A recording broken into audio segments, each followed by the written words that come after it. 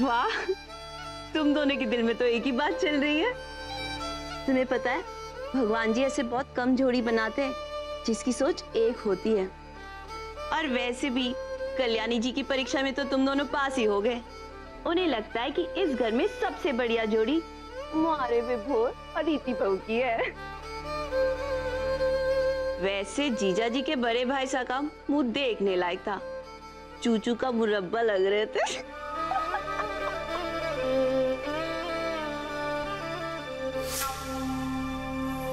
बहुत हंसी उड़ा रही है मारी। अब ये बिलासी थारे को सबसे पहले इस घर से उड़ाएगा। मुफ्त में सालों से इस घर में अपना हक जमाए बैठी है। इसको भगा दूं फिर विभोर तो अपने आप इसके पीछे पीछे भागेगा। अगर मैं गलत नहीं हूं तो बहुत जल्द कोई बहुत बड़ा ड्रामा होने वाला है। बिलासी भाई साहब एक मौका तो जरूर ढूंढ रहे होंगे। कल्याणी, क्या तू परेशान है? अरे नहीं ताई साहब, मैं बिल्कुल भी परेशान नहीं हूँ। मैं तो बस चाहती हूँ कि इस घर की सुख शांति ऐसे ही बनी रहे। हाँ, मैंने पूरा विश्वास है जब तक तू इस घर में है कोई कुछ गलत नहीं कर सकता। अच्छा चल, अब खाने पे सब इंतजार कर रहे हो, जल्दी आना। हाँ बिलासी, ये सब क्या है? और खाओ, और खाओ, खाओ खाओ खाओ खाओ। अरे स्वीट डिश भी आ जाएगा।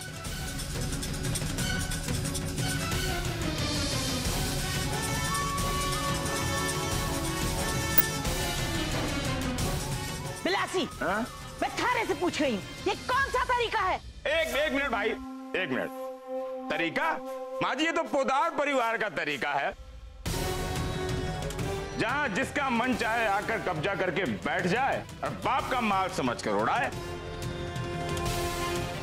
जैसे सालों से मनभरी और उसका परिवार पोदार कुंज को अपने बाप की जागीर समझकर मजे ले रहा है। मनभरी का षड्यंत्र खुल जाने के बाद भी कोई फर्क ना पड़ा। जैसे सालों से चल रहा था आज भी चल रहा है। मनने लगा, जब पोदार परिवार का दिल इतना बड़ा है तो बिलासी तू भी अपना दिल बड़ा कर। और मैंने इन तीनों को अपना भाई मान लिया।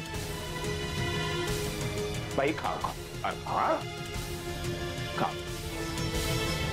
चलो अपना सामान बांधो और निकलो हमारे साथ, हमेशा के लिए इस घर से।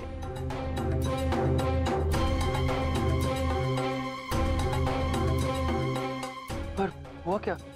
पूरी जिंदगी सवालों का जवाब देती आई हूं मैं, अब नहीं सह सकती मैं। और तुम दोनों जहां मैं जाऊंगी वहां तुम लोग आओगे। लेकिन मासी, आप घर छोड़कर क्यों जाएंगी? और क्या करूं रीति बहू, कितना अपमान करवाओ अपना और अपनों का इस घर में, तुम बताओ। तुम सोचो ना रीति बहू, हमारा बेटा हमारे पास रहा है मगर मैं आज तक उसे बेटा नहीं कह पाई। और आज जब सबको इस घर में पता चला कि वो हमारा बेटा है, जीजा जी के बड़े भाई साहब हर मोड़ पे इसकी बेइज्जती करने में तुले हैं। इतने सालों तक मैंने अपनी बेइज्जती सही है मगर मैं अपने बेटी की बेइज्जती नहीं सह सकती हूँ। इसलिए मैंने फैसला कर लिया है, हम यहाँ नहीं रुकेंगे, हम यहाँ से चले जाएंगे इस घर को छोड़कर। मारे से ज्यादा तनख्वाह का लालच का कांटा डालकर हमारे स्टाफ को फंसा रहा है। भाई साहब, इस बात के लिए आप इतना चिल्ला रहे हैं? भाई साहब, जिस आदमी को तनख्वाह ज्यादा मिलेगी वो वहीं तो जाएगा। किसी को हम बांध के तो रख नहीं सकते।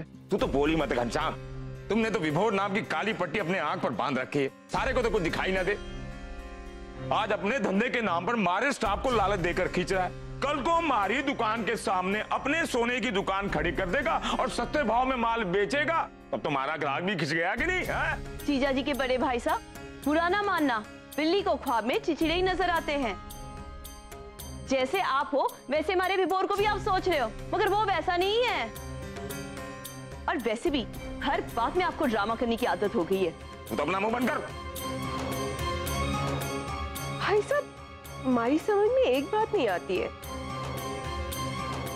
अपनी दुकान तो बरसों पुरानी है और विभोर की दुकान तो अभी अभी खुली है, आप अभी से उससे डर गए?